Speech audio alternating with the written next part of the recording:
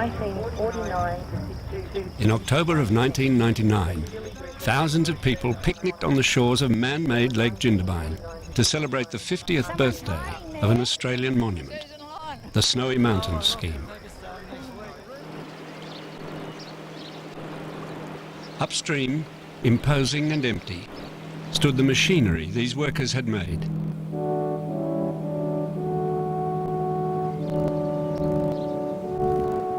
Dams and pressure pipes, tunnels and power stations.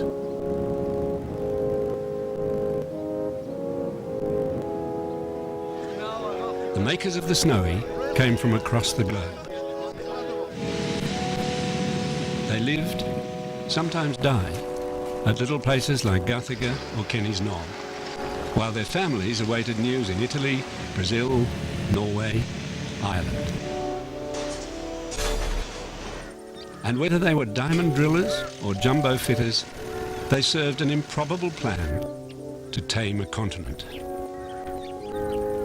The outcome of Snowy's grand ambition could never be as simple, never as unambiguously beneficial as the promise. But in its creation, there was a kind of majesty.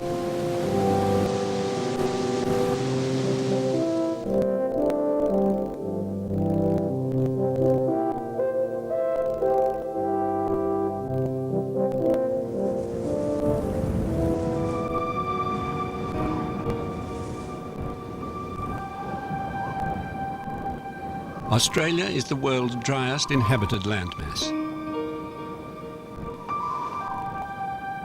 The continent gets 50% less rain per hectare than North America.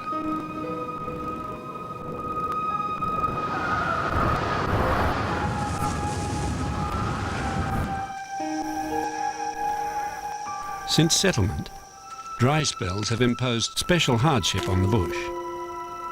There have been at least 10 severe droughts since 1860. The worst, which began in 1895, lasted a decade and devastated inland New South Wales.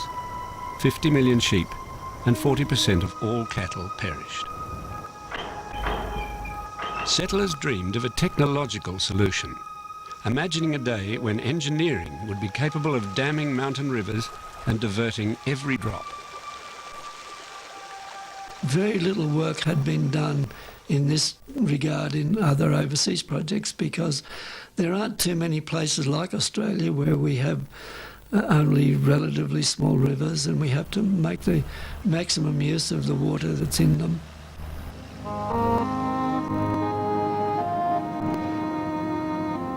This is the top of the continent, the Snowy Mountains of the Great Dividing Range.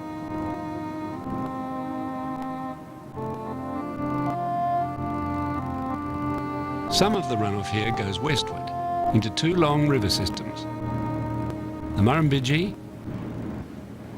and the Murray. But for thousands of years, much of the spring melt started a shorter journey. Firstly, as a braided stream tumbling away from the snow line, then gathering to become the Snowy River.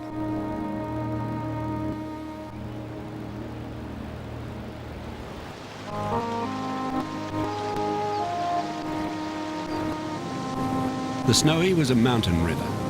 It made a relatively short but spectacular run to the Tasman Sea. To inland farmers, its roar of water seemed a waste, even if thoughts of exploiting the Snowy were at first no more than an impractical dream. The impetus for action came as Australian soldiers returned from World War II. Throughout the late 1940s, a wartime sense of national enterprise persisted. In that spirit, Australian Prime Minister Chifley proposed to divert the Snowy River for irrigation by sending it back through the Snowy Mountains. Federal Minister of Works Nelson Lemon proudly reenacted his parliamentary speech introducing the idea for the newsreel cameras. This bill is not a complex one. It is simple and has a clear and definite purpose: to set up an authority with adequate power to construct, the largest public works undertaking ever conceived in the history of our country. Over following years, the scheme would evolve. But from the outset, it was designed as a network of hydroengineering structures.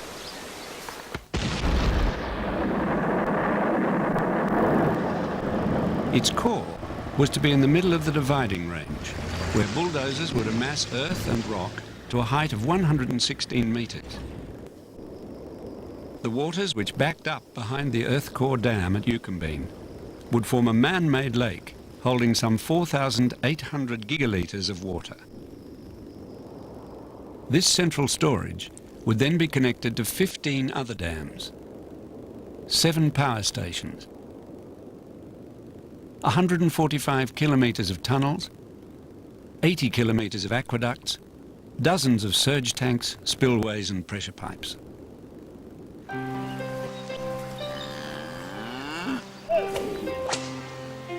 The site for the scheme was already a land of myth and poetry. From the dry plateau of the Monero, stockmen traditionally drove sheep and cattle into the high country. Australia's most famous ballad poem, The Man from Snowy River, is about the horsemen of the 19th century. However, by the 1940s, the population of mountain people was sparse, poor and struggling. The region they occupied was still largely unmapped. 400 million years old, it was cut by rifts and ravines. By winter, it was swept with blizzards and buried in snow. Before construction work could start, engineers needed to know this mountain country in every detail. They required a new breed of men from Snowy River. Surveyors were hired to help find out where the water flowed and which valleys could be dammed. Hydrographers measured snow depths and gauged flows. Geologists analysed rock and soil, because safe tunnelling would rely on predicting rock quality and because earth dams would be made from the compacted soil and crushed granite they tested. They had to get to places on foot, no roads, nothing at all. And they had to carry everything on their shoulder, on their back. And that was really hard going.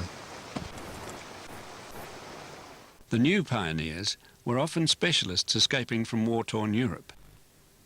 Sammy Finocchiaro was a surveyor who left behind the daily struggle of post-war Italy to come to Australia. We had German language, we had Polish language, we had Yugoslav language, we had Italian language, and of course we had English language. This ethnic assortment was melded together by the extravagantly named Major Hugh Powell Gough Clews. Clews, an eccentric former army surveyor, was already in his 60s when he undertook to chart a whole mountain range. He was a great surveyor, maybe a pioneer surveyor, but he was a great man. Clews was old school. He disliked electric lights in camp and abhorred shortcuts with the calculations of the surveyor's trade. One day a young assistant brought a new adding machine from town. Major said, "What the heck is that thing in there? Take that thing back where it came from." And some of the guys said, "No, look, Major, this is, it cuts all the time off doing our calculation." He said, "Take that thing back." So that's the kind of man he was. Surveyors, the Major insisted, should not just make calculations, they should understand them. Whatever the inconveniences, Clews delivered to Snowy engineers one of the most accurate surveys of its day. The process was not without cost. One day Sammy's survey team was working in a swollen creek when a colleague stumbled. He put a foot on a log which was floating between the two big rocks, and obviously lost his footing when he did that, and he fell in the water. He must have been pushed against the log and under the formation of the other rocks in there, and he was not able to get out. Sadly enough, the body has to be taken out from the location where he was working, taken to the location where we had the horses. He was 6-foot man or more, and fairly heavily built, so it was very hard. I think to some extent they shaked all of us up. You know, you work together, you virtually have dinner together, you sleeping together. The next morning, you are still together. So you spent months and months together. So you acquired such a good friendship, you know. It's a part of your family. The measuring went on, and information continued to roll in. Exact calculations of abutments for concrete dams, of rock cross-sections for tunnel design, flow predictions for head races and spillways. The dream was provided with enough hard fact to employ a fresh army of snowy men and women.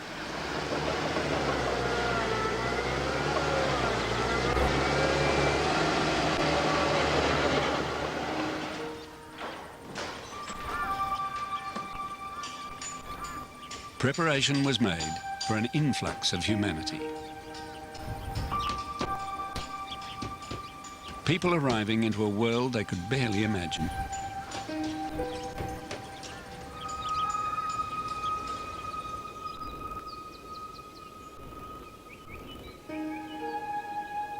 It was another landscape that I never ever saw before. Trees were bent over, you know, in grotesque positions, and stark branches and stark hills and funny looking rocks.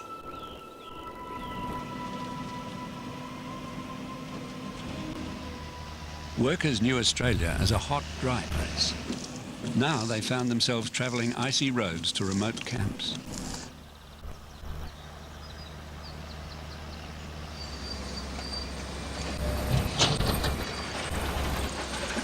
Snowy people remember these years fondly, but it was never easy. Joy Dudash arrived from Perth to join her husband, a Hungarian surveyor. She had young children and knew no one. Yeah, it was lonely because I didn't know anyone, and I'd left my relatives, my extended family, on the airport in Perth, just like that, so it was cut off.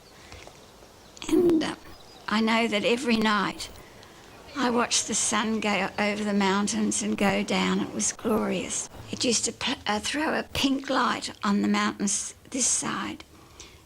And I used to say, well, say hello to Mum and Dad, will you? And it was lonely at first. How are you? How are you? Others, burdened by memories of war, found refuge in a place far from their past. You should be drinking milk, not whiskey. And I say, Joe Morgan, a cheery retired diamond driller, was once a frightened Polish teenager. In 1940, Joe's whole family was herded onto cattle trucks by invading Russian troops. And it was winter, it was February, it was very cold. And give us a couple of buckets of coal for each cattle truck. In that cattle truck, it was 72 people, women, men, women, and the kids. And after that, when they took us to the place in Siberia to work. In the Gulag, Joe's sister and mother died. But Joe himself was allowed to join the Free Polish Army and left Russia. At war's end, he found himself working in a Welsh coal mine, a young man with much to forget. A friend of mine, one Sunday, he grabbed the paper and he read in that paper that Australian government need the man, single man, under 35, to go to Australia. And a friend of mine says, what do you think? Shall we try? I said, okay. Other people came to the Snowy because it provided a challenge. I enjoy it because I know them so well now. I've been Yes. working with them for a while. It's really great. Chief Design Engineer Ivor Pinkerton is 84 and still travels the globe as a hydro-engineering consultant. In 1949, he was a young man, brimful of ambition. The Snowy gave me an opportunity to go into an engineering scheme that was very big for this country and which I was very much attracted to. Uniting the young and ambitious, the battle-scarred, the relocated families was as much an achievement as the job of building the Snowy. The task fell to one man.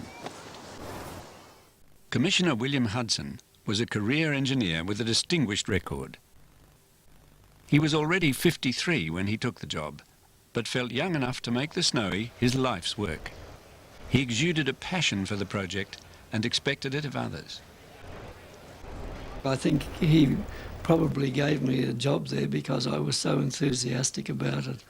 And to Sir William Hudson, enthusiasm was a very big factor. In fact, he was one that wanted doers around him. He was always back in his office almost every night till about 10 o'clock. If you walk down by the head office, you'd see his light burning every night. Hudson's drive meant that over 2 decades, the scheme never went over schedule, never over budget. He understood he needed workers who couldn't all be found in Australia. Engineers, miners, builders. Hudson visited displaced persons camps in Europe to find men willing to trade their labour for a new life. These are the masters of the water. They have come from the old world and the new, come to Australia to help us shape our future. You won't be Balts or Slavs, he told them. You'll be men of the Snowy. He was right. The past barely intruded upon people like Joy Dudash. Her husband had been a Hungarian officer, allied to German forces. Joy's little Australian-born daughter was quite oblivious of any problem. Came home from school and said, "Oh, Mum, Dad, did you know we won the war?" And I lifted my eyes to heaven. I said, "Emma, explain that one to her, will you?" And he didn't, so I said, "Your dad was on the other side." The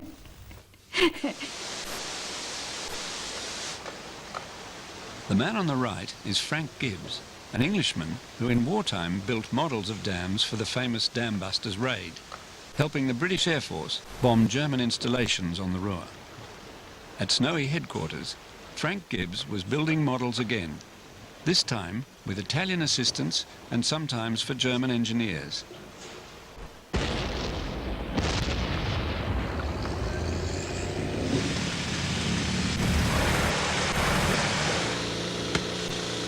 In 1951, Hudson resolved to put preliminary work to immediate use. Worried that political change might undermine funding for the scheme, he wanted quick and visible progress. Again, he went abroad, hiring Norway's largest contractor to build the first dam at Guthaga on the upper reaches of the Snowy. Hudson urged workers from 30 different nations to press on through the winter of 1953, the worst in decades. Up at Guthaga, 5,200 feet above sea level, the snow was even deeper, and heavy falls had to be shoveled away before the next layer of concrete was laid. But although the snow brought difficulties and problems quite unfamiliar to the average Australian, for the Norwegians it was all in a day's work.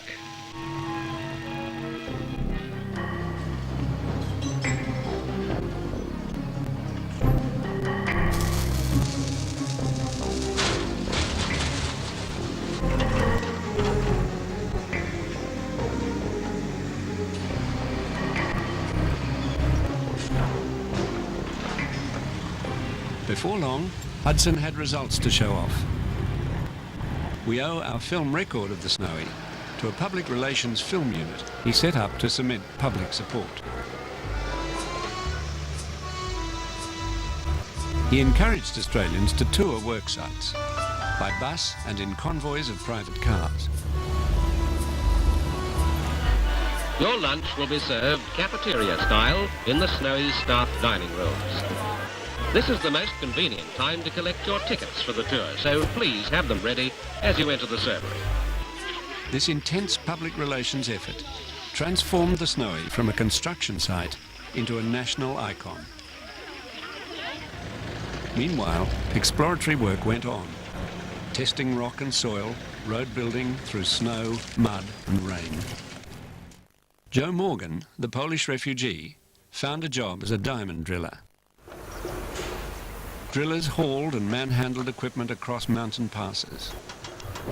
The machine we have to winch down, even down the hill, winch by its own power, you know. So the fuel, rods, casing, everything you got to bring on your shoulders. And on top of it, you have to bring the fuel, and that petrol running on your back. And when you come home, your back was red raw, you know, from the petrol, you know. Once in place, diamond drill bits ground into the granite. Just as an apple can be cored to test its centre, the rock was cored to test site suitability for tunnels and power stations. Thin rock samples were extracted, then painstakingly laid out in sample trays. From these, geologists could analyse every centimetre of rock quality, from the surface to hundreds of metres below.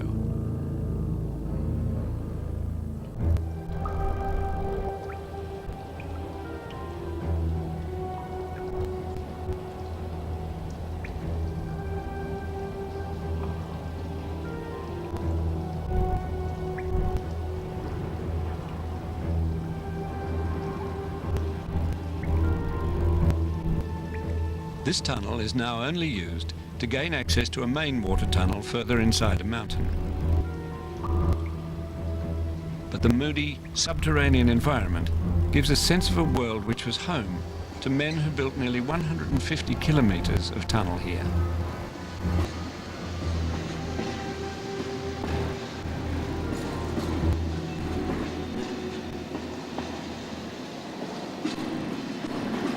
In 1954, an American consortium, Kaiser Walsh Perini Raymond, won the tender to build the first long tunnel from Lake Eucumbene, digging simultaneously from each end to meet in a breakthrough deep underground.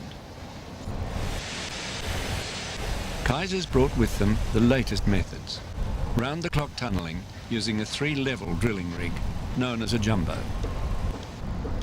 For every new advance into the granite, the rock face would first be painted for the drillers.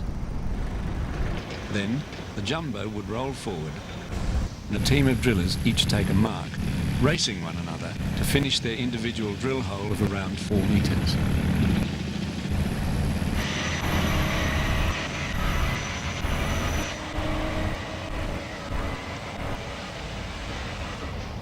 The finished holes would then be packed with explosives. The charges were elaborately wired, taking care to avoid short circuits, which might produce a premature explosion. Men would retire from the rock face, and the charge would be detonated.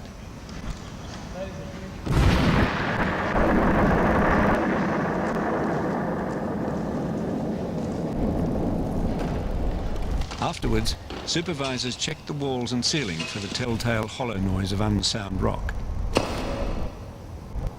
Slabs of loose granite were then barred down from the tunnel roof. To miss one of these segments meant it could fall at any time and kill a man.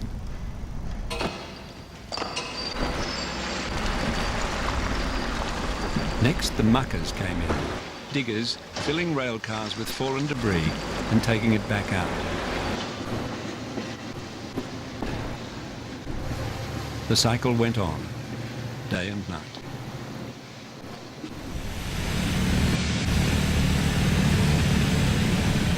A strapping Latvian, Imants Visis, known as Willie the Whip, worked like this for years.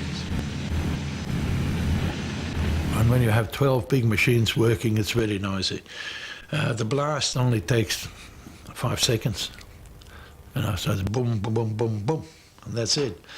But the drilling, you're exposed to the drilling all the time, drilling noise.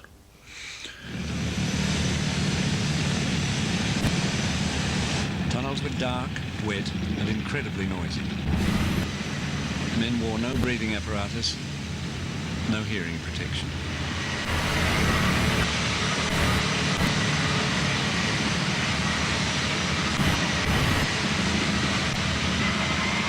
With only the most basic safety equipment, they learned from each other how to minimize hazards. What you used to do was you try to turn your back towards the blast, and then you did this. Minimize the risk of busting your eardrums. You open your mouth.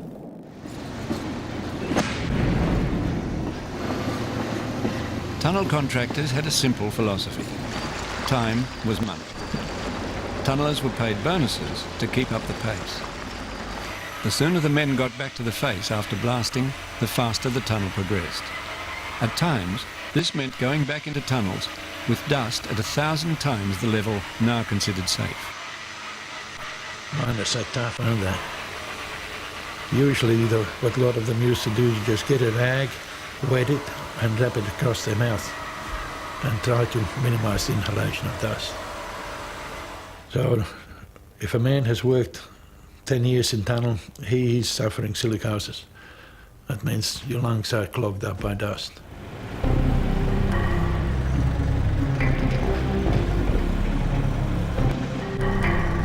When Kaisers arrived, the world standard for hard rock tunnelling was about 25 metres a week.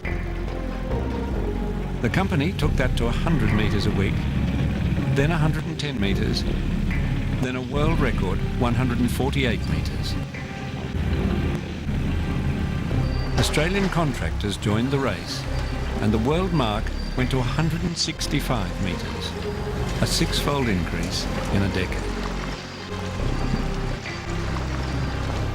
Never once was I told by anybody, go in there, boy, and break a world record. Never once.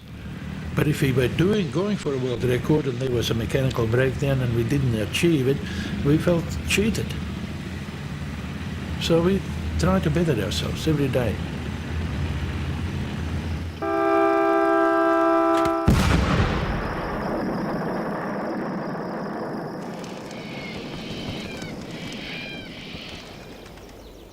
The tunnel being dug by Kaisers would take water 22 kilometres from the man-made Lake Eucumbene to be stored behind the new Tumut Pond Dam. This dam was the upper point of what would become a chain of cavernous underground power stations and pressure tunnels known as the Tumut Scheme. Tumut's Australian designers made a bold decision. From Tumut Pond Dam, they would force water downwards into the centre of the adjoining mountain.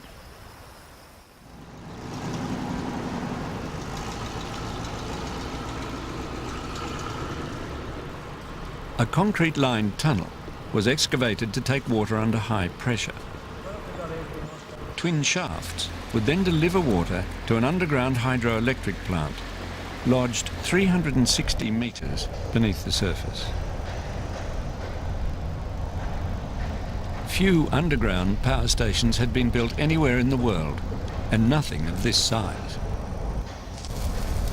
Despite all the geological tests, engineers ran into problems. We found we were in very poor rock at one end of the power station. The rock was so poor that really it looked as though we'd have a big problem in opening it out into the size that we needed for the power station. So it came back to us, what are we going to do? We thought about it for a few days, and then I decided that we would move the power station, not very much, probably only about 10 metres or so, and we did that. And the rest of the power station, fortunately, was in good rock.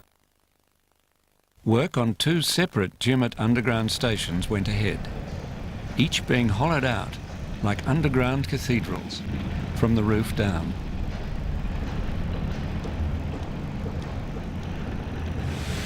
Rock instability was overcome by another innovation.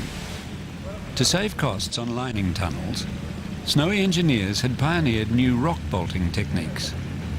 Stabilising bolts had long been used in soft rock mining, but Snowy teams devised ways to bolt hard rock, which saved millions of dollars and bound granite securely enough for large excavations.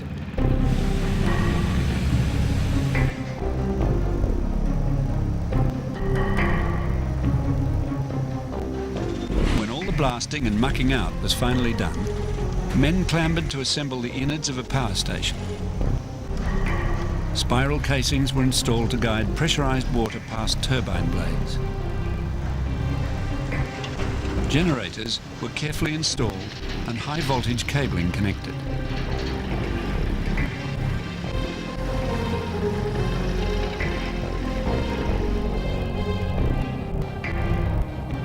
"40 years later, original access tunnels take visitors down into facilities that have operated without a hitch since completion.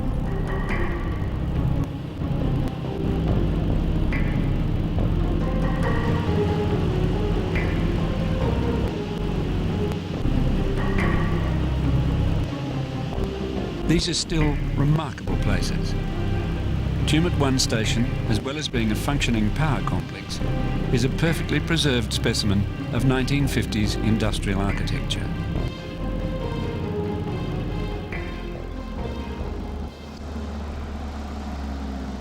Tumut 2 power station is slightly bigger.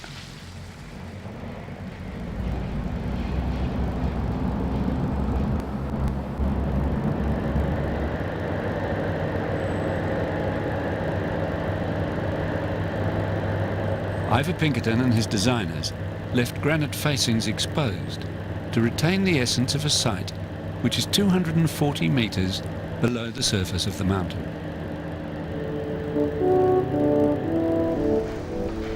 Tumut's underground world is only part of the Snowy, but it conveys well the design complexity of the whole scheme. Water can be taken from the surface dams into 2 tunnel complexes. It rushes down vertical shafts and through the turbines of Tumut 1 station, generating power. The water proceeds through a tail race tunnel to be stored behind another dam, then through intakes into the heart of another mountain and through Tumut 2's turbines. It then passes another 6 kilometres underground and eventually out into the lake which is formed behind the largest earth dam in the project. Talbingo Dam was made with huge earth movers.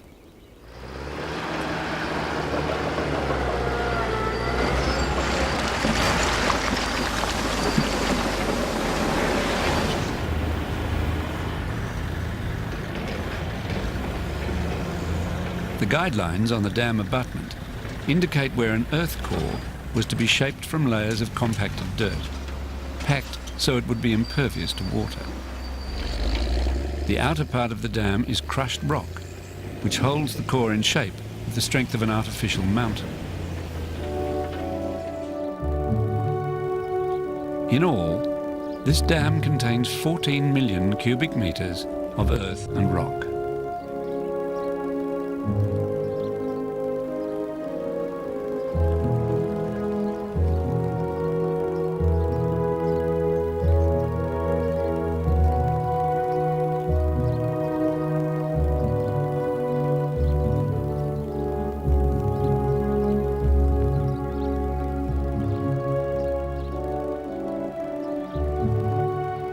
Water from the lake passes down giant pressure pipes, this time above ground, to yet another power station, Tumut 3. Only then is it released for its main purpose, to flow into the Murrumbidgee River and downstream for irrigation.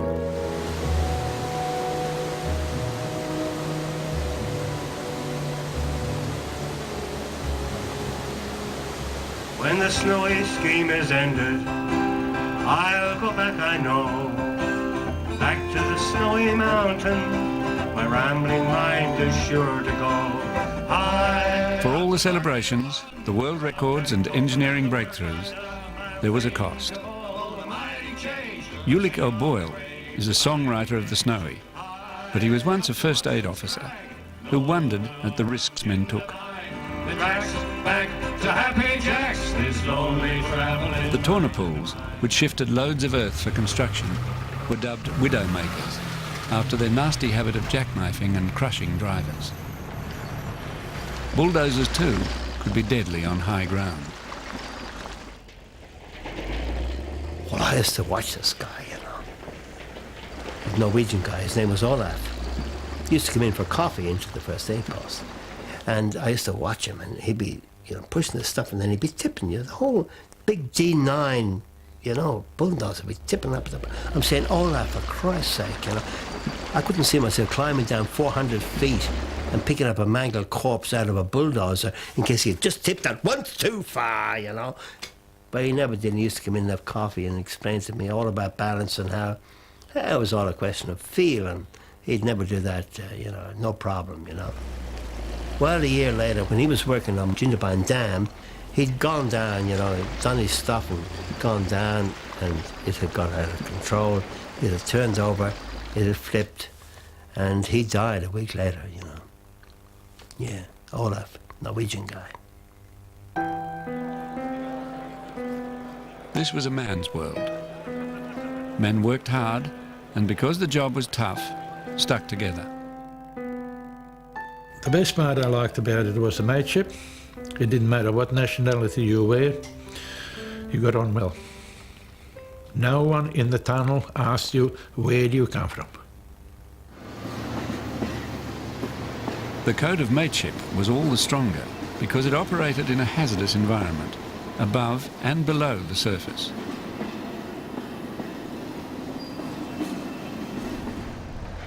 One of the hazards was premature explosion. If a miner accidentally drilled into residue gelignite, which had not exploded in a previous blast, he could set it off. Ulico Boyle remembers a premature explosion that occurred with a whole team of men at the face. And I'm sitting in my little first aid post there, and up comes the phone, big explosion. And the phone call was, you know, get ready, get the morphine, get the doctor, get all this stuff. So I got the stretchers ready, so I did all that. And then out they came, and I think the ship was about 25 guys, and 15 of them would have been, you know, disabled one way or another. We had bones sticking out of rubber boots, you know, and we didn't have any way of cutting the rubber boots. We'd never thought about that. Shortly thereafter, we got big snips, you know, so we could cut the rubber boots down in case any more bones came poking out at us. And there was a lot of injuries there, and the blood was lashing all around the place. That was a pretty rough night. And when we'd taken care of them first aid-wise, the Yankee guy was there and said, "Okay, you guys, let's get back in the tunnel. No one's dead." No one's dead, huh? Big deal, lucky. So the tattered remnant of the crew had survived this explosion, went back in the tunnel and finished their shift. That was the rule. Every man working in the tunnel has the responsibility of obeying a set of proven rules for his own safety. Always look both ways before crossing the line. Explosions were not the only peril. This safety film was made about trains in tunnels in response to a series of accidents. Willie the Whip recalls the fate of one Italian brakeman who disappeared behind a train. Train was stopped and they went to investigate. They found Bruno under the train. When he jumped off, he slipped. The muck ran over his arm, cut off his arm. Then, while being under the train, he reached out to grab the arm that was cut off, and the next wheel cut off his other arm. Bruno was awarded £49,500 for his accident. The company challenged it. They offered him $33,000, and he wouldn't accept it. So they went to play tennis, from one court to another court. Bruno never got any money. After a while, after a few years, he took a dive out of a window. So if you didn't get killed outright in the tunnel, you got killed by other means. I wish to speak as man to man on a matter that causes me a great deal of concern, and one which is of the utmost importance to all of us. I have here a graph which shows accidents and injuries which have resulted... By 1958, there was deep concern about the accident rate in the Snowy. A safety committee was set up, and Commissioner Hudson made special efforts to enforce safety codes. I therefore appeal to every one of you to take care, to play safely, to work safely, and so ensure that the line on the graph falls to zero. The whole question of safety for the project was reviewed and much more emphasis put on safety. But even after that, there were certainly quite a few accidents and casualties. This beautiful terrain continued to claim lives well into the 1960s. Island Bend Dam blocks a section of the Snowy River in the high country. This archive film was taken of the site just days before one of the grisliest accidents of the whole scheme. Island Bend construction called for deep shafts that led to water tunnels below. During construction, shafts were lined with wooden formwork and concrete poured into the cavity for permanent lining.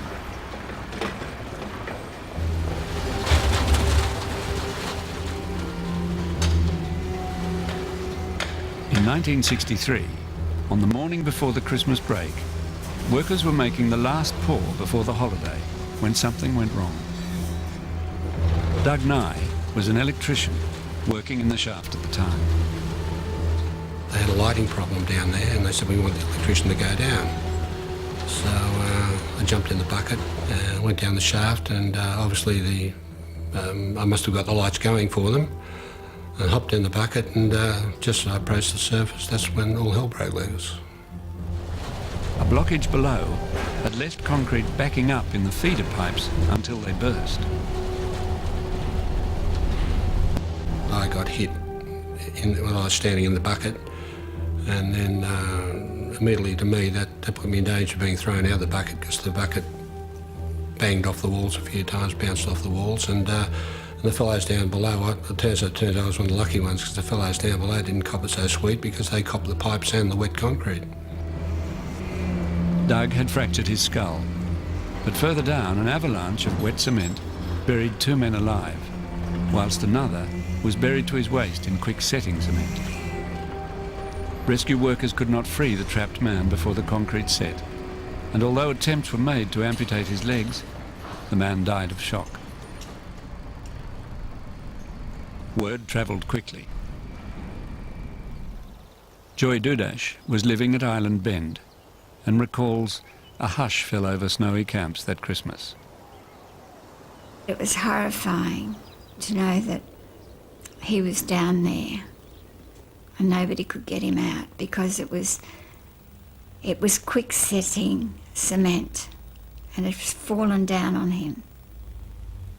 And sometimes you just have to leave them there.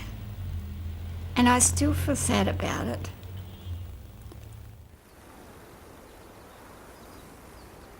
In all, 121 men died on Snowy construction, and an uncalculated number on the roads.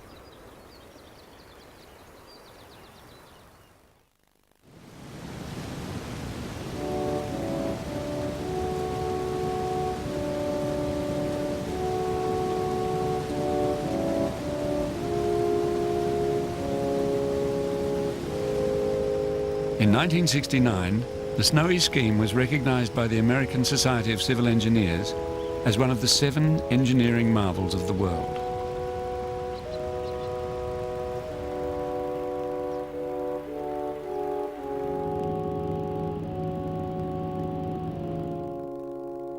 After 25 years of effort, water from the central storage at Lake Yucumbene could be sent to virtually any other part of the scheme, and eventually through 3 Tumut power stations to the Murrumbidgee River system, or down another path altogether through the Murray 1 and 2 power stations and into the Murray River.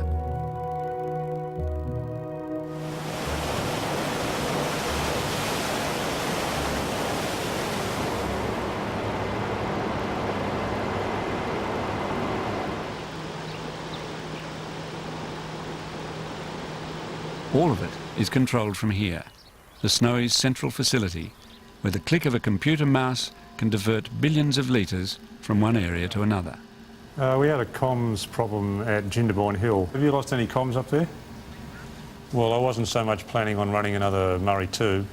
However, despite its undisputed technical success, the Snowy is now more controversial than at any time in its history.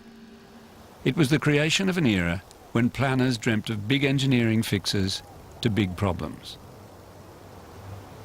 Yet even at the time, the Snowy involved sacrifice.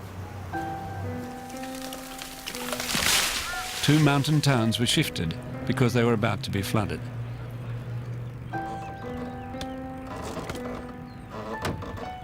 It was not easy for the isolated inhabitants of Adaminaby to dismantle their church stone by stone, to shift whole streetscapes. As if in sympathy with the mountain folk, spring rains made the year of the shift the muddiest in living memory, and haulage trucks struggled with their loads.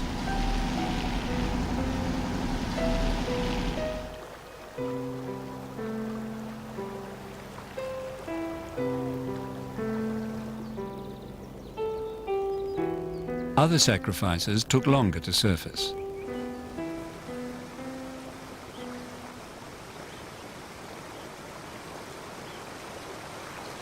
This is the outlet below Jindabyne Dam, the point at which the Snowy was once a mountain torrent.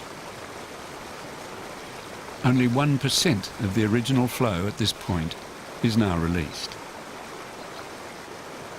Well, when I was a kid, we used to come down here, and one of the things that I distinctly remember is coming at this time of the year, spring, is the roar of the river. In fact, you could hear the river in many cases long before you saw it. And it was a spectacular thing when you saw it. Lots of white water swirling, roaring down through the gorge past Jindabyne. The river used to, in springtime, just flood all the way through here. You can see in the background there, you can see where the river used to come down. And you can see by the vegetation that's there now that that doesn't happen anymore. Paul Leet lives on the banks of the original Snowy River. He has become a political advocate for returning about a quarter of the flow back to the river, which he sees as having been stolen. The taking of almost 100% of the Snowy River has virtually just turned it into a swamp, if you like. All the values, environmental values, social values, our economic values for the river have all but gone. It's a view of the original Snowy River, which is shared by some environmental scientists.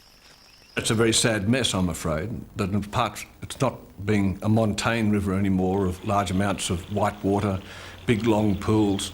It's now a trickle, virtually, staggering between one big, deep, dank pool and another. Scientist Sam Lake also questions the total nature of Snowy water management. Not only was the river forced to run the other way, but every little tributary was tapped and diverted to capture 99% of the runoff. They took water from everywhere, and so we've got a whole series of aqueducts which are chopping off creeks and rivers all throughout the whole system to capture every last bit of water, and they reduce the connectivity of the river. Rivers are not designed to stop, go, stop, go, stop, go, but to flow and have some continuity about them. The one consistent flow of the Snowy is the outlet for irrigation. This water will go hundreds of miles inland to canals which bring water, some of it Snowy water, to once arid farmland.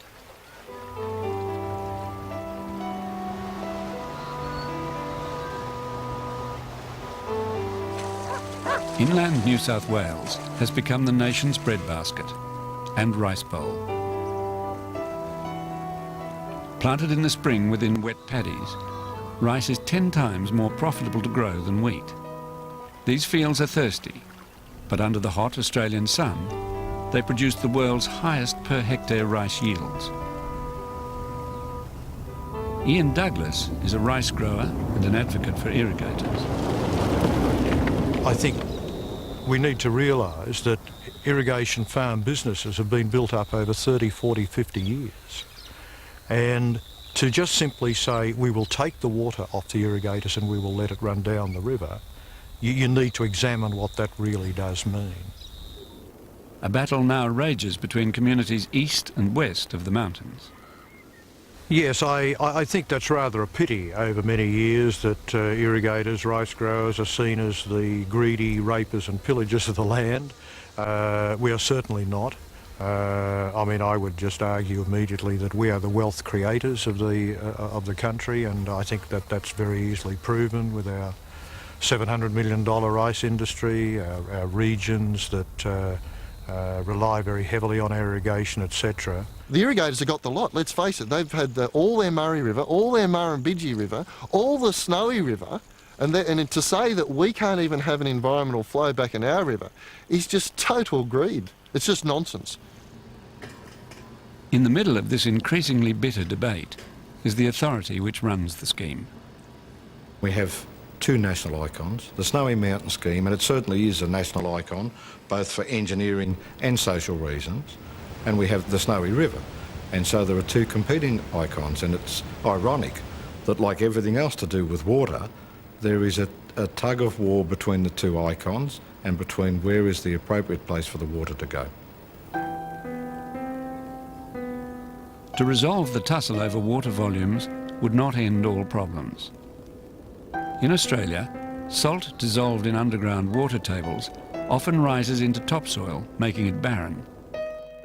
This can be due to senseless tree clearing, but inappropriate irrigation also draws up saline reserves. Salinisation is now Australia's biggest land care problem. For all its success, the Snowy scheme does not leave a simple legacy. I've always been a little bit concerned about the irrigation areas using crops that require a lot of water. We made a huge amount of water available to the irrigation areas from the Snowy. I believe that they will have to spend a lot more time getting more suitable crops and using the irrigation areas in a way in which they're not going to cause any further deterioration of the land.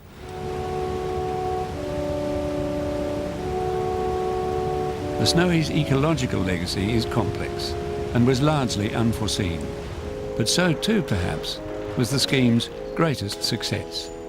Snowy engineering met all expectations, but no one could have fully expected the way in which it helped build a vibrant, diverse and modern nation.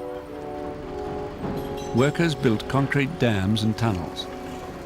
Perhaps they were too busy to notice it at the time, but they also built careers, new lives, a new homeland.